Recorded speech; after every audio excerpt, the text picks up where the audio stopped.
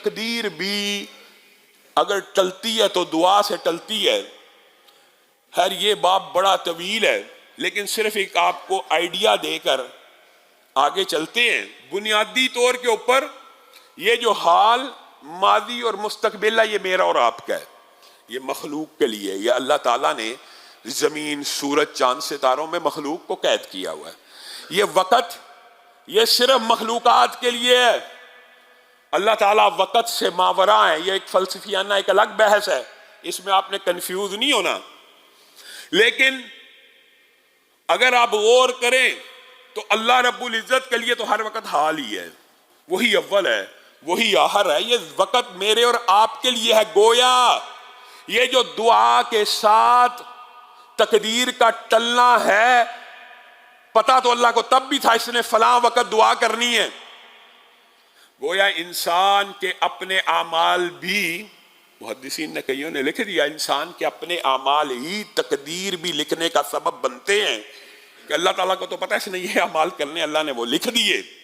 اس میں آپ نے کنفیوز نہیں ہونا. لیکن آپ کو جو بات سمجھانے کا مطلب ہے وہ یہ ہے کہ جو اللہ رب العزت یوم کتابت تقدیر میں آپ کے لیے مصیبت لکھ چکا ہے، پریشانی لکھ چکا ہے، فرشتہ جب وہ پریشانی دینے آتا ہے تو اللہ رب العزت اس کو کہتے ہیں رک جا، اس بندے نے اتنے بج کے اتنے منٹ پر میرے سے دعا کی تھی کہ میں اس کی مشکلات کو دور کر دوں. لکھی تھی، تیری ڈیوٹی ہے اس رجسٹر پہ عمل کرنے کی، لیکن تیرے رب نے اس کی دعا کو قبول کرتے ہوئے اس کی مشکل کو دور کر دیا.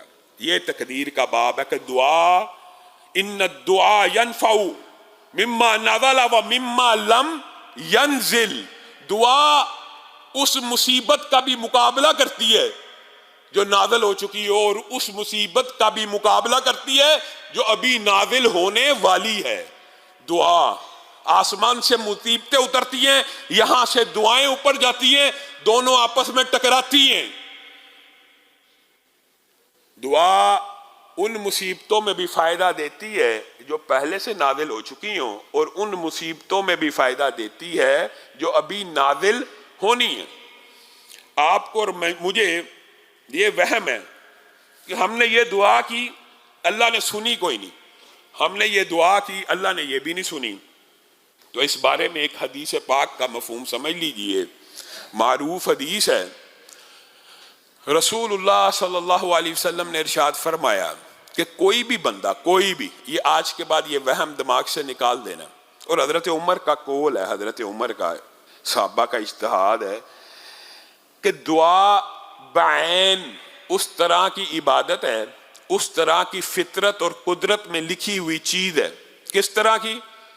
پانی کا گلاس اٹھائیں، پیئیں گے پیاس بجھ جائے گی. روٹی اٹھائیں، کھائیں گے بھوک ختم ہو جائے گی. زمین میں دانہ ڈالیں گے، پانی ڈالیں گے، کچھ عرصے کے بعد کومپل پھوٹے گی. یہ قدرت ہے، یہ نیچرل ہے، یہ فطرت ہے. حضرت عمر نے کہا جس طرح، اور یہ صحابہ کا سب کا عقیدہ تھا، جس طرح پانی پینے سے پیٹ بھرتا ہے اور پیاس جاتی ہے، کھانا کھانے سے پیٹ بھرتا ہے، دانہ ڈالنے سے وہ کومپل پھوٹتی ہے، بعین اسی طرح دعا کرنے سے دعا قبول ہوتی ہے.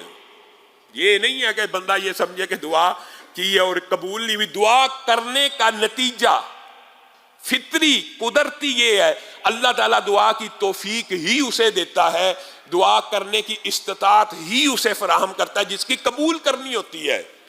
جس کی قبول نہیں کرنی وہ پھر تامکٹویاں مارتا رہتا ہے، کبھی کسی حجر کے آگے، کبھی شجر کے آگے، کبھی درخت کے آگے، کبھی قبر کے آگے، کبھی مزار کے آگے، کبھی بندوں کے آگے، کبھی مخلوق کو سجدے. جس کی اللہ نے سننی ہے، یہ حدیث کا مفہوم ہے، دنیا کا سب سے بڑا عاجز محروم ہے وہ شخص جو دعا سے محروم رہ گیا ہے. کیونکہ دعا عبادت ہے، دعا مخ العبادت ہے، افضل العبادت ہے، مومن کا ہتھیار ہے. ہتھیار ہے، یہ کیسا ہتھیار ہے جو چلتا نہیں؟ رسول اللہ صلی اللہ علیہ وسلم کے فرامین ایسے ہی ہیں، ہتھیار ہے چلتا نہیں. دعا کی ہے قبول